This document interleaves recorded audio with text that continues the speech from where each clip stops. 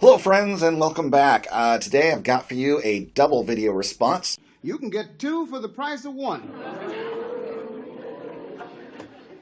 For two great channels out there in the community. First of which would be for Old Sarge Collects. I know this one is very late, but once again, better late than never, right? Well, better late than never. And he asked us all to name our two favorite teams and explain a little bit why. And this one closely aligns to VR out there for a very new channel called Vintage Goats, which is a very young collector who we don't really see on camera, but he's started up a fairly new channel that is looking great, and I'd like to support him. And he asked us to talk about our favorite player that is not in the Hall of Fame. And these ones kind of closely align for me, as of course that player is on my favorite team. So stick around and let's get started. Man, this is going to be good. Hello friends, I am John and I am the 3D 80s kid.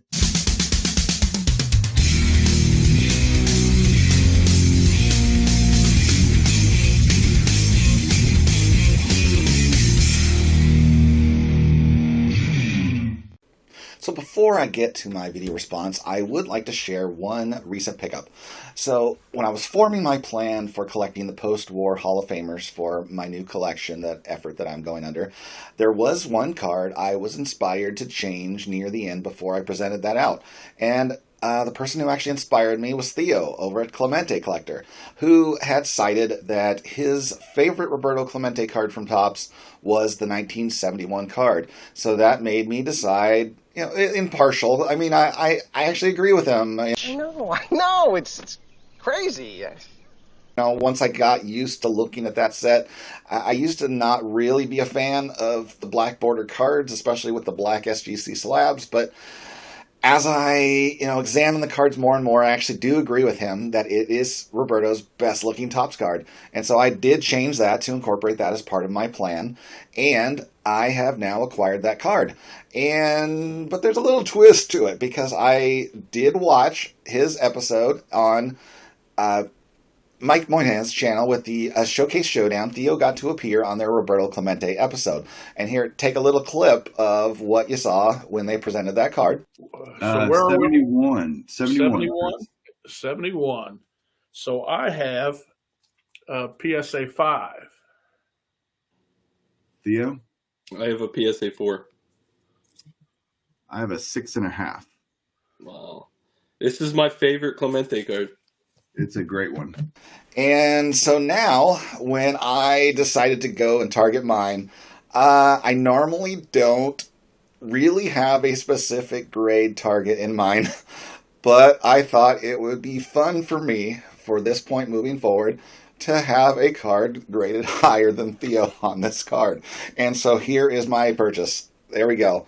A 4.5 of the 1971 Roberto Clemente card, which I just love this copy of it. I think it presents spectacularly, and I will happily have this on my wall, and I will also happily tease Theo to no end.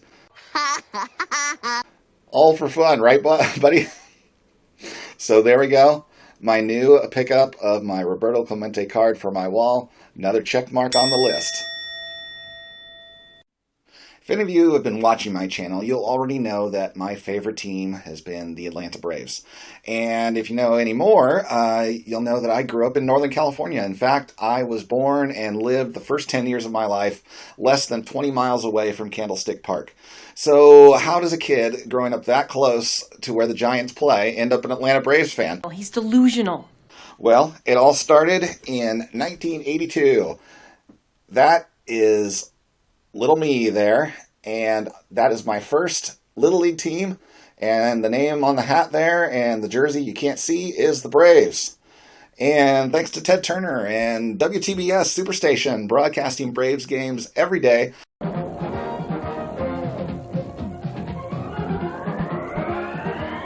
Superstation WTBS presents America's Team, the Atlanta Braves. I became fascinated with watching them regularly. And 1982 also happened to coincide with the first of back-to-back MVP seasons from none other than Dale Murphy. There, he was the best. Who, Vintage Goats, is my favorite player not in the Hall of Fame.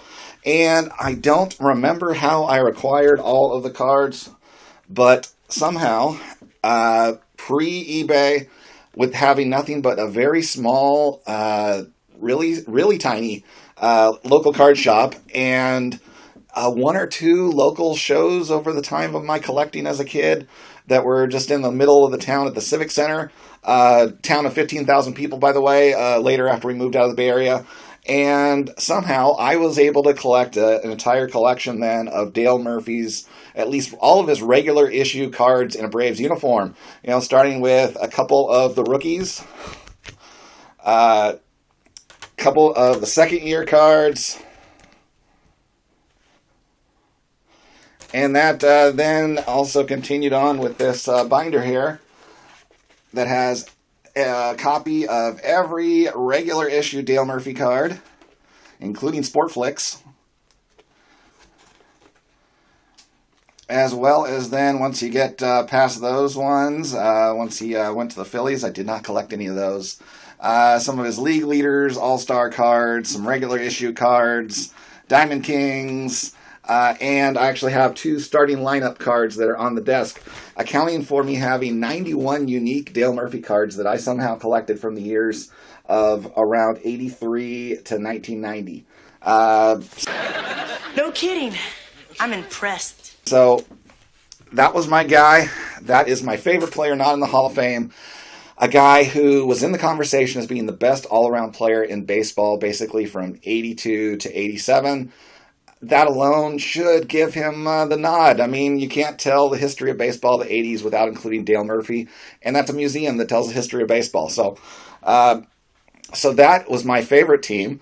And so moving on to my second favorite team, you know, being there close to where the Giants played, I couldn't help but getting sucked in a little bit of like the excitement of 1989. It's everywhere, all around you.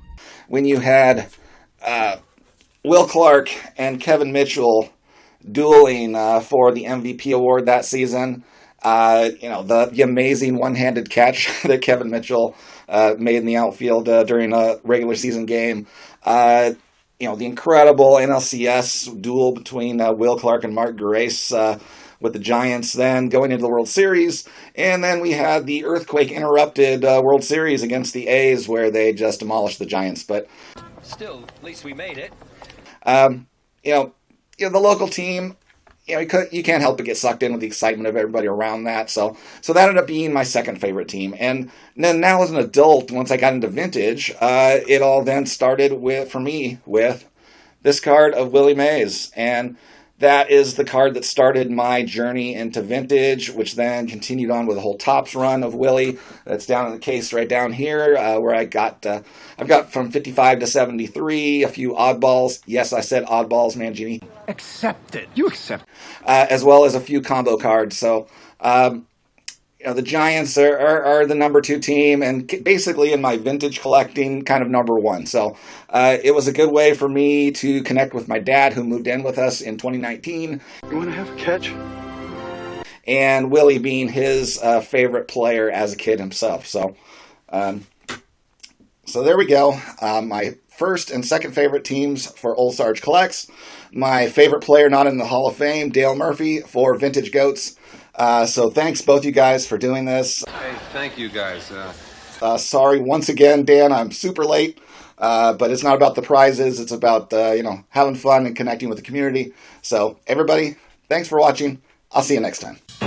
Well, see you next time. Yeah, unless I get lucky and break a leg.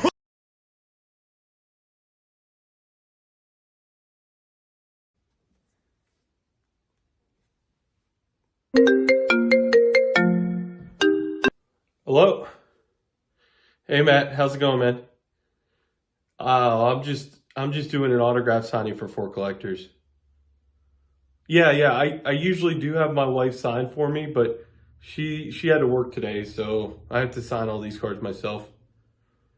No, I didn't see John's new video. He got a 71 Clemente?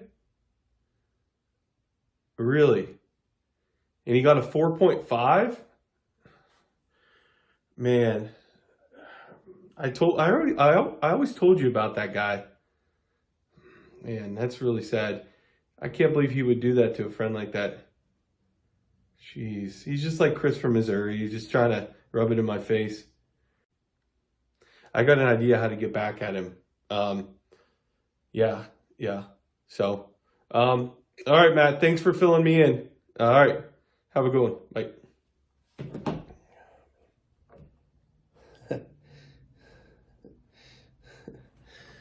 Wait till John sees these.